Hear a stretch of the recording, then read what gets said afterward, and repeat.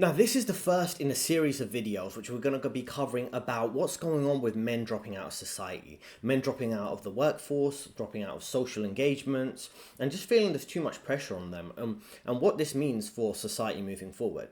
So we're going to talk you through this meme, but I just want to give you a bit of context first, right? Now, the social contract that men are being pushed into is very unfair in this society globally, as we're going to go through in a series of videos. In this section, we're going to be focusing on America. So what's happening is many men are saying the social contract's unfair. We don't want to engage and participate in the workforce, in society in general. Why should they continue to participate? It doesn't make sense. There's very incentive, very little for them to gain. So white men, black men, Hispanic, Asians, as you can see here, they're all being pushed into this flawed social agreement. And social contract in this context means engaging with society, right? And continuing to participate as a productive society who's following the law, law-abiding citizen type of dynamic. And this is just an image to make you think. And this impacts all men of all races in all countries, as we're going to cover. Typically, people complain about the West and say, well, the West is quite negative to men with toxic masculinity and things like that. But we're really going to talk about this meme in detail here. So, like I say, you got white men, black men, Asians. We've got Andrew Yang there. We've got Nicky Jam, who's like a Hispanic reggaeton artist with Trump. All this society is doing is kind of pushing men into very, very tricky dynamics that don't really benefit them. And we're going to talk through this and how it impacts you. Now, the social contract, like I was saying, men accepting this unfair social contract to kind of fit in when it doesn't benefit them, it just doesn't make sense. And if we can see, it impacts all demographics, right? Many white men are flagging issues where they feel like they're getting unfair treatment, treated like second-class citizens under DEI and things like that, and a lot of the negative narrative that impacts men, but white men in particular to a certain extent. And then we've got, Asians who might come into the workforce and think, oh, if I work hard and I study hard and get good grades and do good performance at work, I'm going to make a lot of money, but that doesn't happen. They don't get promoted. There's a term, people are familiar with the gender glass ceiling, which I don't think exists necessarily, because you see many women getting preferential treatment for hiring and promotions on the basis of gender equality quotas. But there's another term called bamboo ceiling, which sounds a bit funny, but it's this idea that Asians, maybe typically Asian men, Asians in general, will do quite well academically, but they don't do well in the corporate environment. They may get top grades across, America and the UK and other parts of the West, from what I've seen.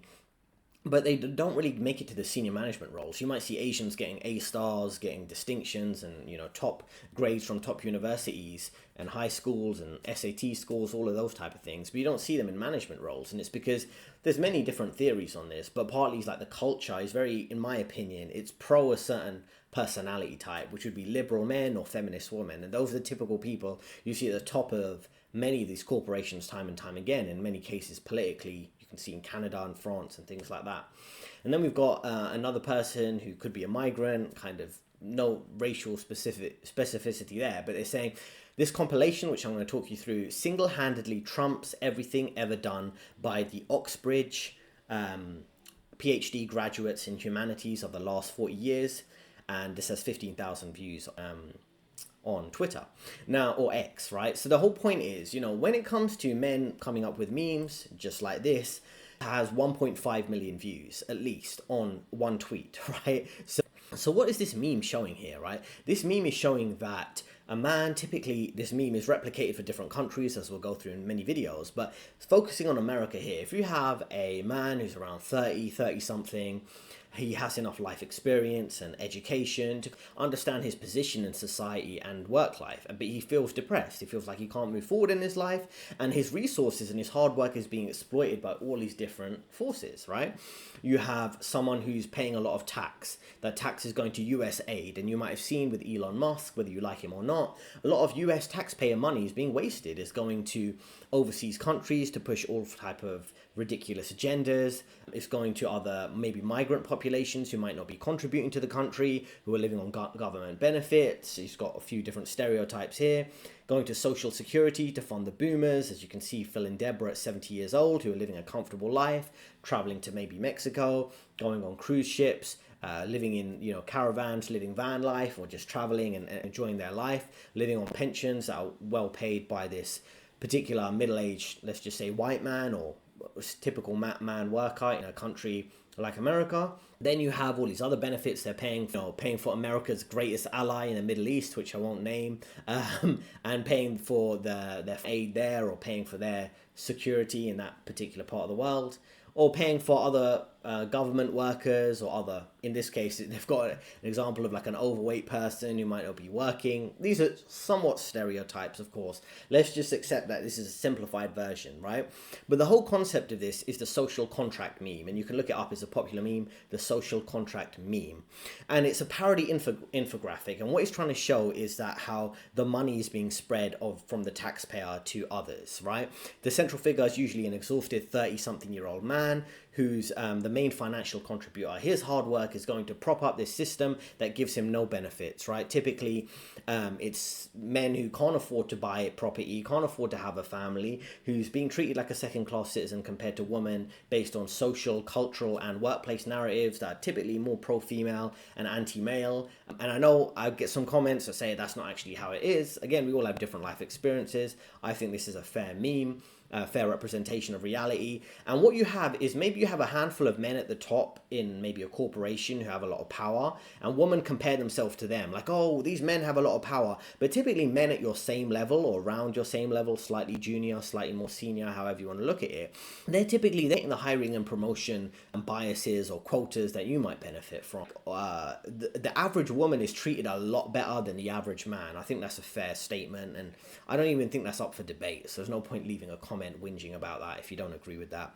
So typically men are the most exploited, and I think all taxpayers, male or female, are in this situation. Of course, they're all paying a lot of tax for these services that don't really help them out. But typically I would say men are the most exploited, the working age, military age men, and it's no wonder they're finally dropping out and refusing to contribute to this social contract. I think, like I say, many other demographics are benefiting from this, whether it's people on government benefits, the older generation, the boomers, management and mega corporations, more senior, maybe older men who might benefit from this dynamic because they're getting paid a lot of money for not doing much work in senior management roles. Government leaders typically benefit from being selfish and manipulative and misleading this demographic. This system is built on the backs of hardworking men, and now they're all almost withdrawing from society. You see the passport bro trend, digital nomads, many men traveling abroad to enjoy their life, to date abroad, to build a lifestyle for themselves abroad, buying property abroad, and they're almost withdrawing from a Western society or the rigged game in their country. And what you're going to see over time is the system doesn't want to acknowledge, due to its arrogance, due to its hubris and its pride, the leaders, the women in society, the older generations, how dependent they are on the working age, military age man.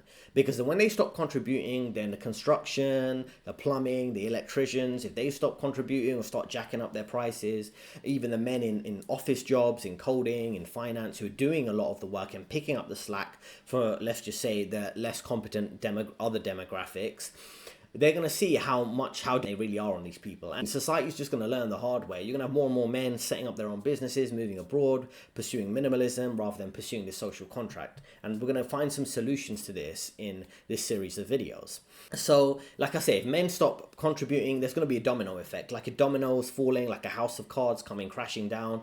It's going to be like this system doesn't want to acknowledge how dependent they are on them, because it'd be misogynistic to acknowledge how much you are depending on working age, military age men.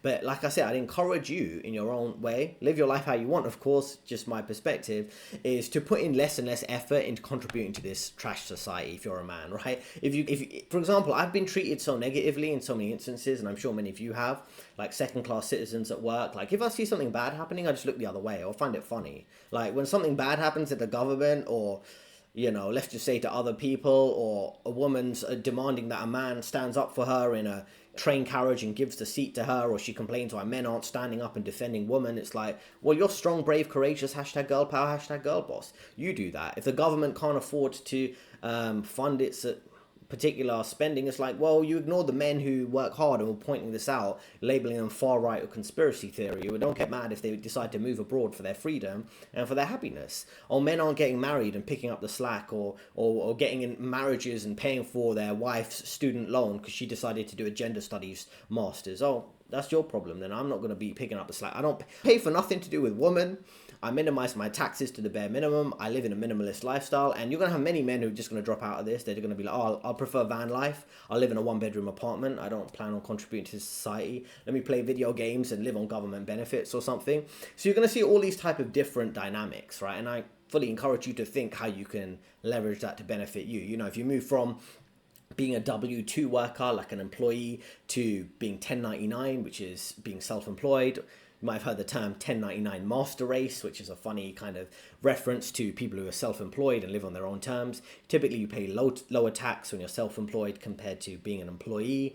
Other ways you can get your student loan written off. Can you get government-funded education? Or the company you're working for that maybe you're quiet quitting at, can you get them to fund your professional qualification to complete an accounting degree or an accounting qualification? Whatever type of way of exploiting this system, you've got to do it. I mean, everyone else is. Like I say, the government officials are winning. I don't know if you know in scandals like this in any country, but in the UK, there's been a scandal where many...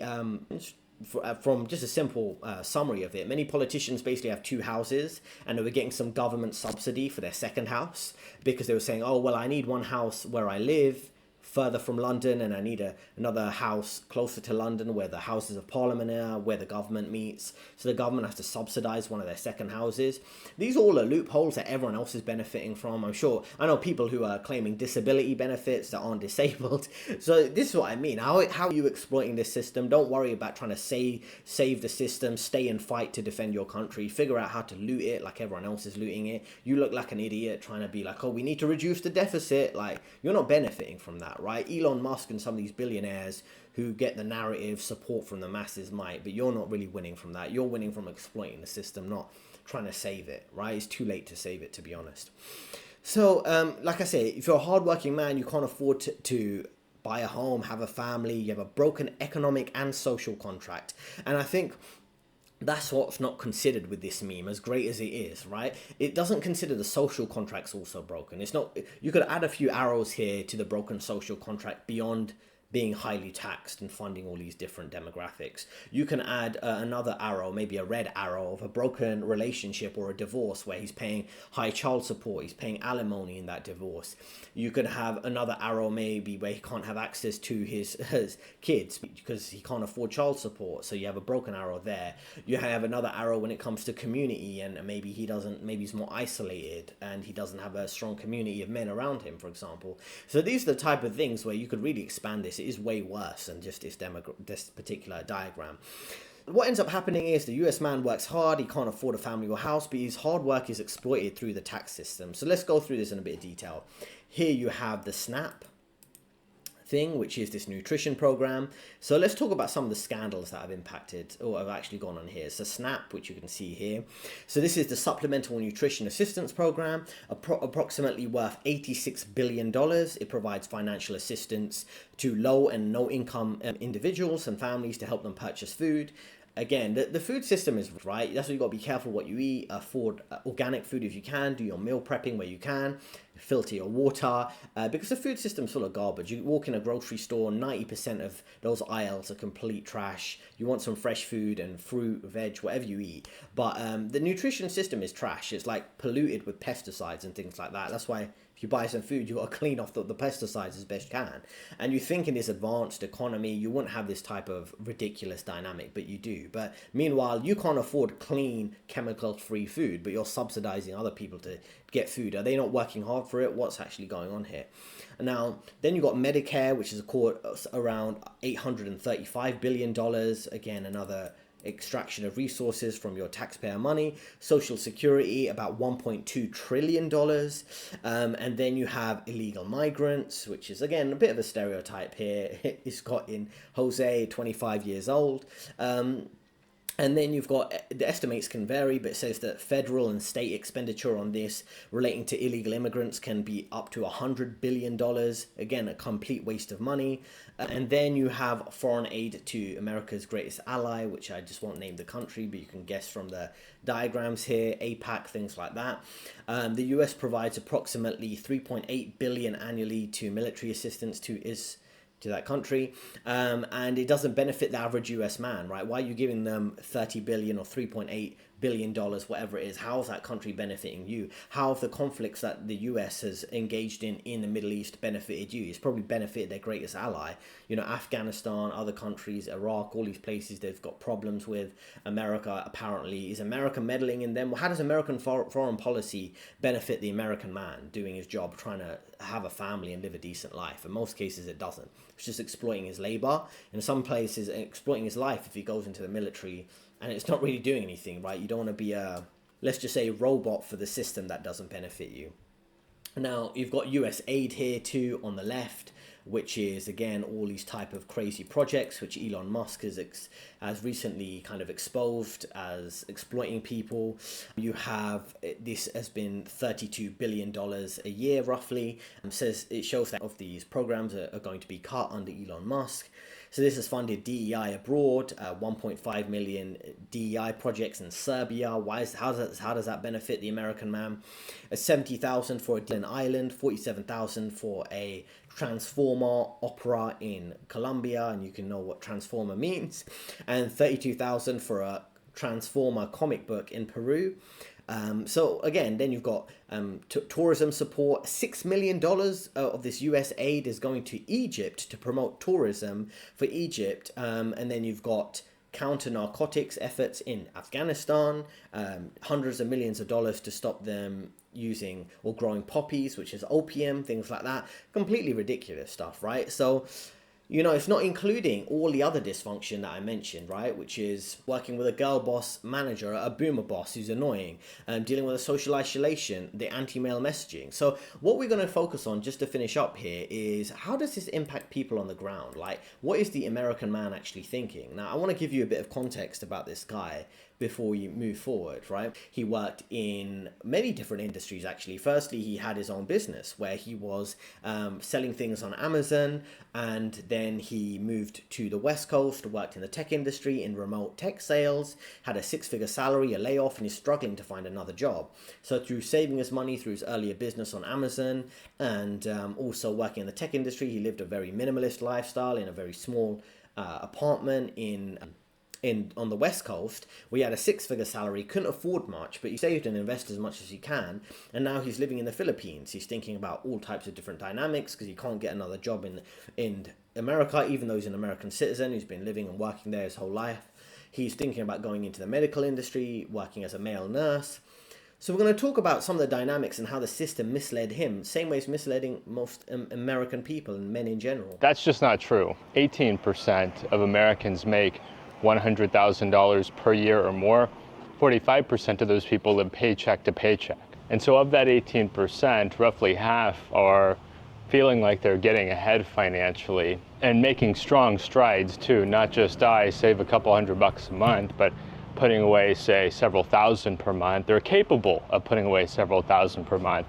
I remember making 6 figures in the San Francisco Bay Area, and I lived a very modest lifestyle. I lived in a shoebox apartment, worked a lot of hours. I mean, this idea that you're gonna make 6 figures and then have all this free time to enjoy it. Most people earning these high incomes work a lot of hours to earn that kind of income. They're not just earning this kind of salary and hanging out. Most of these people earning 6 figures in tech or medicine or law have high demands placed on them by their employers to turn a profit on their wages. For many people to get a job with these high salaries, they're going to need to be in an expensive big city, a Chicago, a New York, an LA. They're typically not making these kinds of salaries in a small town in the middle of nowhere. Most companies are based around industry hubs, and those industry hubs form in certain cities because of a network effect, because it's easier to have those industries based in a certain city. You see this with tech in the Bay Area and in Seattle. You see this with oil and gas in Texas. Most industries have a certain city that's the hub for that industry, and the cost of living is higher as a result because things are priced based on the higher incomes. I'm sure a lot of people would like to make these high salaries, these high incomes, but not everybody produces that much value, and it's important to keep that in mind before throwing out there. I mean, I've had several people in the comments section telling me, oh yeah, my life's amazing, I make 6 figures. And I don't have a problem with that in and of itself. What I have an issue with is when they imply everybody makes that kind of income. Additionally, if you want to make that kind of six-figure income, you probably need to be an entrepreneur, if not have a very high value-added skill set. So maybe you're in healthcare, maybe you're a lawyer, maybe you have some technical skills, like you're a programmer. You've got these really niche specialty skill sets that are not able to be cultivated overnight, may have a license required in that profession, may be gatekept by you needing to have some family connections or have gone to a certain university. It's by no means waltz into a six-figure job fresh out of high school, stay in that job for 30 years, and then collect a pension of $100K a year for the rest of your life. These jobs also tend to be volatile. Now, I think healthcare could be a little bit more stable, but when it comes to tech, for example, layoffs are very prevalent. You heard about this in the dot-com bubble. You heard about this in the post-COVID recession. Many people's jobs in technology, unless they work for the state or a government agency, are not that stable. They're constantly trying to go above and beyond to prevent getting laid off. If they get laid off, it could take them a while to find another tech job. The days of finding an employer and staying with them for life are long gone in the US for most people. So, see, here you got a good example, right? Of someone who did their best, tried to make it work out for them, and he ended up in this position where he just couldn't handle it anymore, right? Or he refused to handle it anymore. And now his name's Eastern Dreamer. He's got an interesting channel about moving to the Philippines. And like I explained his story, and he was kind of in this position, right, where he's being exploited for his labor and not reaping any of the benefits, right? You know, typically if you're earning a high six-figure salary, you'd think you could live a decent life, but living in a shoebox apartment, just trying to save and invest to leave, people can't really have much of a social life because socializing costs money, of course, if you're going out to different places. Same thing with dating. Again, like women don't really incur dating expenses the way men do. You can say they spend time on or money on their hair and makeup and things like that and different clothes, but it's not the same extent for men, like paying for constant dates and things like this. It's completely different financial expectation on men compared to women. Even though we're meant to have gender equality, there's still an expectation for a man to be a provider in the relationship, particularly early on in the relationship. And then you have instances where people do try and participate in this, and they do set themselves up for a life of misery, right, in terms of having massive mortgages, miserable marriages, having kids they can't see apart from on the weekend because they're so busy working long hours during the workday. They might have issues with their kids not being educated properly because, again, they're paying all these taxes, but the education system isn't great. It's not like their kids are being set up for success. So this is what ends up happening, right? Even people with high skill sets, tech careers, remote sales, things like that aren't necessarily paid off, even though you got high student loans, right? You paid a lot to invest in developing a high paying skill, and then you get the high paying job, you might lose it, and then you can't find your next one. And also you have all these high student loans that you still need to pay off. And he also mentioned gatekeeping, right? Which again, we could add to this diagram, right? Lots of people are being in industries where there's gatekeeping, right? Those senior roles don't go to you. They go to whoever is the favorite of senior management, who might be the son or daughter of a senior manager. You have lots of favoritism, nepotism, gender bias and things like that I mentioned. When you have zero stability, which is impacting the current generation of men who are working, they can't even think about relationships, dating, family, buying houses, things like that. They're constantly stuck in survival mode, and that's really what this diagram really represents. Now, I've worked in top companies like Goldman's and Morgan Stanley. I understand the financial dynamic and the crazy career dynamic that you might be in. And I offer coaching services to my clients. There's a link in the description if you want to speak with me directly. And the way it'd work is I kind of help you through a 12-week coaching program to set you up for the best position you can in your career, whether it's pivoting to a new career, finding your next job, dealing with toxic office politics, particularly being a man in the corporate environment, setting yourself up to get promoted, how to manage your layoff, and considering your financial literacy, your financial setup, so you can essentially be investing for a long-term prosperous future for yourself, and you're less prone to these type of dynamics where, like I say, you lose a high-paying job and you can't afford to live where you're living, right? That's a very real dynamic many men are stuck in.